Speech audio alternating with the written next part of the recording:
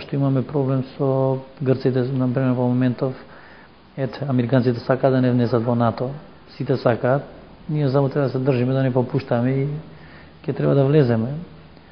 Грците тврда глава се мешаат во тоа нивното. Тука не можам да им се мешам ништо, али пак кажувам дека така кој што со на Милчо Before the Rain, кој што со други работи не научија многу, треба значи Македонија како држава повеќе да дава на тоа, значи ние да како идентитетот да го шириме преку културата, што е најлесно и највозможно во моментов.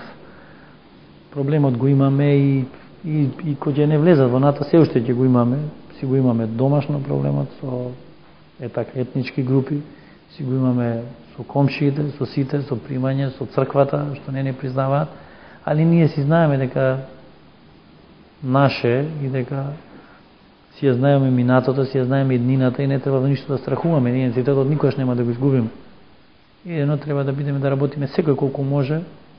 Тоа што научив дека во Америка е така што сме имали такви вечери тука на разни групации кои што му дале простор да го користат, е дека секој глас важи и тоа е во демократијата. Значи секој треба колку што може да настојува да помогне во своето слободно време, па и на работа и едно друго. Значи да не се асимилираме толку многу во средината кај што живееме, него да се задржуваме и нашето, и храната, и говорот, и сите тие работи.